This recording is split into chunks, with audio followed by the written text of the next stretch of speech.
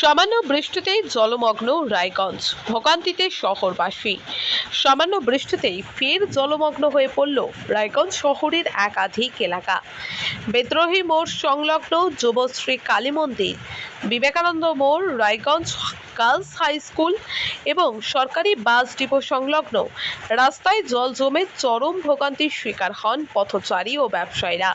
স্থানীয়দের অভিযোগ, ড্রেনের বেহাল নিকাশি ব্যবস্থা, আবর্জনা জমে থাকা এবং শহরের জলাশয় ভরাটের কারণে বৃষ্টির জল নামতে পারছে না।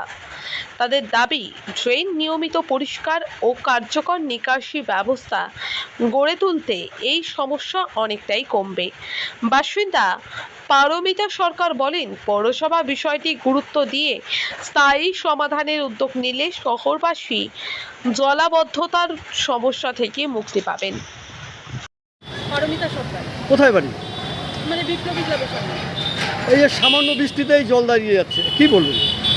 মারাত্মক খারাপ অবস্থা, শুধু জল বলে না, রাস্তাও এত খারাপ, কোথায় গর্ত কোথায় জল কিচ্ছু বোঝা যায় না। প্রচণ্ড অ্যাক্সিডেন্ট হচ্ছে আমাদের। সামান্য একটু জল, কালকে জল এই স্কুল থেকে মেয়েদের বাড়ি নিয়ে যাচ্ছি, গোটা রাস্তায় জল, এবং বৃষ্টি খুব বেশি হয়নি, ঘন্টা দেড়েক বোধহয় হয়েছে, তাতেই এত জল, তার সঙ্গে রাস্তাতে এত পরিমাণে গর্ত, মানে অ্যাক্সিডেন্ট যে কীভাবে বাঁচাবো, বাচ্চাদের কীভাবে বাঁচাবো বোঝা যাচ্ছে না। তো এই জল দাঁড়িয়ে যাচ্ছে, কি কারণ হতে পারে? অবশ্যই ড্রেন পরিষ্কার হয় না, সবচেয়ে বড় কথা যেটা। ড্রেন পরিষ্কার হলেও ড্রেনের নোংরাগুলো তুলে রাস্তার ধারেই রাখা হচ্ছে, সেটা আবার বৃষ্টিতে ড্রেনে গিয়েই পড়ছে।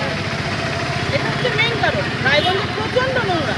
তাহলে পৌরসভা কি ঠিকভাবে কাজ করছে না? একেবারেই না, পৌরসভার কাজ একেবারেই ঠিক হচ্ছে না।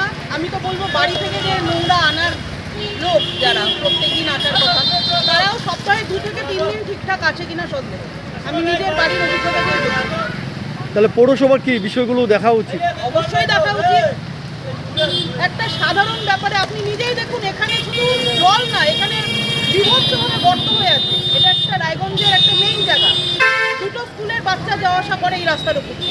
সেই ক্ষেত্রে এই জায়গায় যদি জলে আমরা গর্ত বুঝতেই না পারি, বাচ্চাদের বাঁচাবো কি করে? কি বলা যাবে, এগুলো পৌরসভা দেখেন যদি একটু ড্রেনগুলো মেরামত করে, ঠিকভাবে পরিষ্কার পরিচ্ছন্ন করে, তাহলে এই সমস্যাগুলো দেখা দেয় না।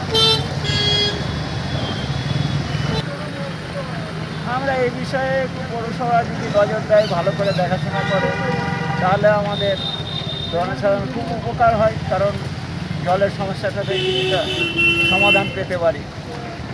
দেখেন, এটা হচ্ছে পৌরসভার ব্যাপার, কারণ পৌরসভা এখন তো ধরেন এইগুলো তো আর কিছু বলার নাই আমাদের। আমরা সাধারণ পাবলিক, আমাদের জল নোংরা যাই থাকবে তার ভিতর দিয়ে যাতায়াত করতে হবে। রক্তের সমস্যা কি অবহেলা করছেন? অ্যানিমিয়া, ইনফেকশন থেকে শুরু করে ব্লাড ক্যান্সার, সময় মতো সঠিক ডায়াগনোসিস অত্যন্ত জরুরি। অ্যানিমিয়া ও ডেফিসিয়েন্সি প্রোফাইল টেস্ট, ব্লিডিং ও clotting test, advanced haematology test, cancer marker test, আধুনিক ডায়াগনস্টিকের মাধ্যমে রক্তের প্রতিটি সমস্যার নির্ভুল শনাক্তকরণ নিশ্চিত করা হয়। জীবনরেখা হাসপাতাল